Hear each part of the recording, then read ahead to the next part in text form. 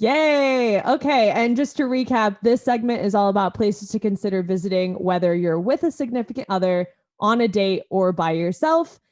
This week, let's get familiar with Lisbon, Portugal. Located in the southern Europe, in the country of Portugal, Lisbon is known for its sunny weather, colorful buildings, fantastic food, and friendly people. Why do you look like you're laughing at me already? Let's get familiar with Lisbon, Portugal. Located in Portugal. I'm sorry, I just started laughing when you said that. I know. I know. I was like, well, if you didn't know, it's in If you Portugal. didn't know that Lisbon, Portugal's in Portugal, it's in Portugal. Maybe they don't know that Portugal is a country. I don't know. I mean, that is, what?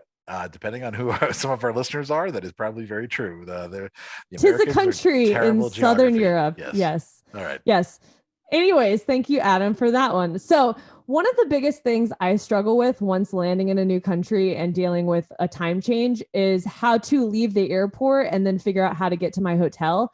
And that was one of the nice things. This was just like a starter. One of the nice things about landing in Lisbon was that they have fantastic public transportation.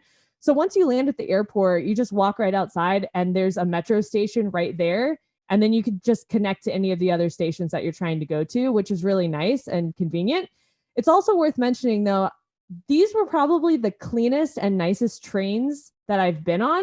And like the stations themselves were covered in beautiful tiles with lots of really vibrant colors. And again, it was really clean and well organized. So I enjoyed that aspect because as you're traveling throughout a city, if you're not jumping in taxis or Ubers all the time, more chances than not, you're going to be using their metro system if they have it. And this was like this is a nice one in this country. So for the American traveler looking to go abroad, Lisbon's relatively inexpensive, where a meal can run anywhere from $7 to $15, and a nice hotel room or Airbnb is around $100 a night.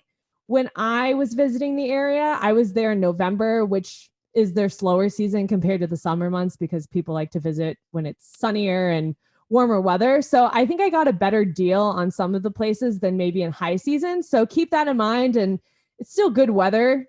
It's better than it just being freezing or cold. That's the same thing, just being freezing. So just keep that in mind, though. Another thing with Lisbon that could be good, could be bad, is that it's incredibly hilly. So some areas, and this was a concern of mine, but still cool. So you're huffing and puffing to get up to, all of these cool places. You're taking a million steps and all of the inclines, but the views are amazing. And they have these really cool places called miradouros, which are elevated viewpoints to take in the city. And locals tend to spend the evenings watching the sunsets there. And a lot of artists are selling their art on the corners, and musicians are there playing music, which just adds to the ambience of the sunset. So even though you're sweating and dying from walking up all the steps and hills, it ends up being worth it. So what about places to visit? The Alfama District is one of Lisbon's oldest parts of town, and it's filled with shops and cafes. If you're wanting to explore more of this area, definitely consider jumping on a tram. This is probably where the steepest inclines are. And a lot of the photos that you see taken of the city are mostly in this area. So friends of mine like Adam, this would be like a cool place for you to check out. Except I'm not walking up any fucking hills. That's why I take the tram. The tram. Every time I was walking, I'd see the tram pass. I go, fuck, I just need to get on the tram. I'm dying. And then you got on the tram. While in the area, visit Lisbon Cathedral and take a look at the architectural style. One of the unexpected things to see once you're inside are the blueprints and the maps showing how all of the earthquakes have damaged the cathedral over the centuries, and it's been rebuilt because of this multiple times. If you're part of the self-guided tour, you can go up the stairs, and then outside of the cathedral, there's a little walkway outside where you can overlook the street and then see the water like across the way, which is a really cool view as well. Another area of town to visit is Barrio Alto.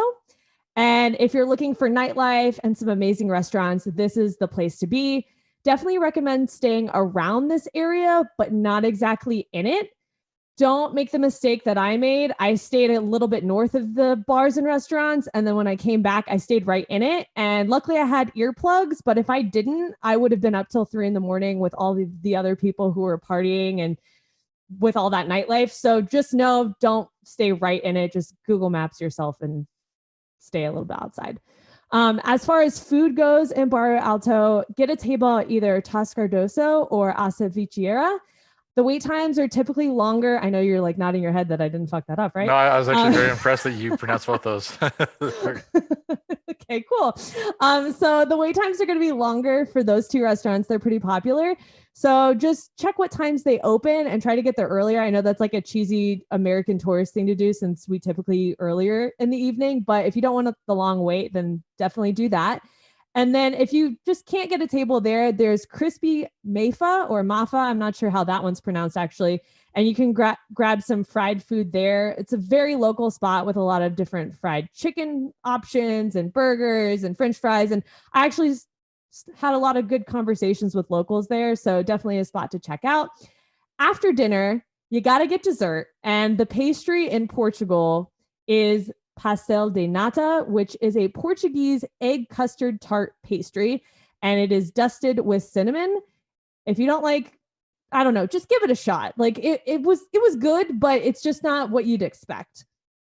But you got to try it. There is a really famous spot for these pastries called, and I'm going to butcher this. This is Pastéis de Belém that baked the original pastry in 1837. I did see reviews though saying you can get a good one basically anywhere. So don't feel upset if you can't make it all the way to the other side of the city to go to this specific place. But if you're there, check it out. And then for a free afternoon, if you have some time, it's worth considering taking a boat trip to see the city from an entirely different perspective. This is also a great this is also a great date idea as well. Can't say that together. A little bit of a tongue twister there. Great date. But I booked a 2-hour boat trip through Airbnb experiences and spent about $40 to ride into the sunset with some wine and cheese in hand. And I got to sail under the famous 25-day Abril Bridge, which looks a lot like the Golden Gate Bridge in San Francisco, if you didn't know any better. And sailing by London, Lisbon, sailing by Lisbon is a cool experience and not that much of a splurge either. Speaking of splurge, when you're walking through Parque Eduardo VII is Praia no Parque. And this is a really fancy restaurant if you're wanting to ball out for dinner. But if you're just in the park during the day, it's a good spot for a little afternoon snack or dessert. And then a couple of notable mentions before I wrap this up. Definitely check out Pink Street for Instagram photos. If you're about that, that's like one of the streets you see all the photos in.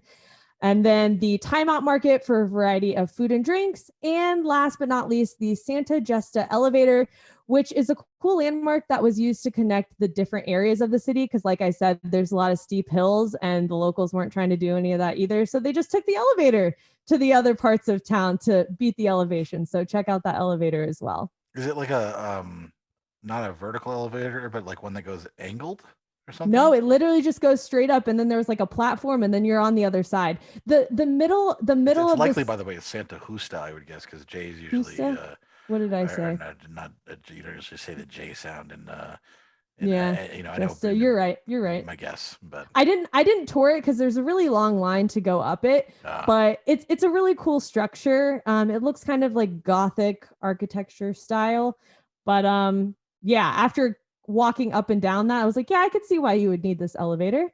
But yeah, that's what to see this week in Lisbon with me, Sarah G. Yay. Yeah, that was good. That sounds interesting.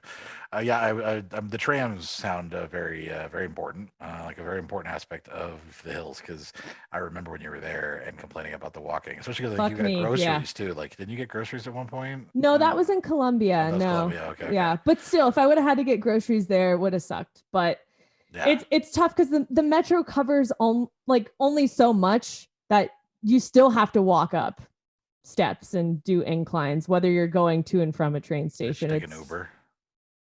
I mean, well, my thing when I travel, right. I don't always get a card if I'm not going to be there for a long time. Well, I never ever get like a SIM card for my phone, so I'm always hacking Wi-Fi, which makes getting an Uber a little challenging unless I'm starting from my hotel or Airbnb where I know I'm going to have signal.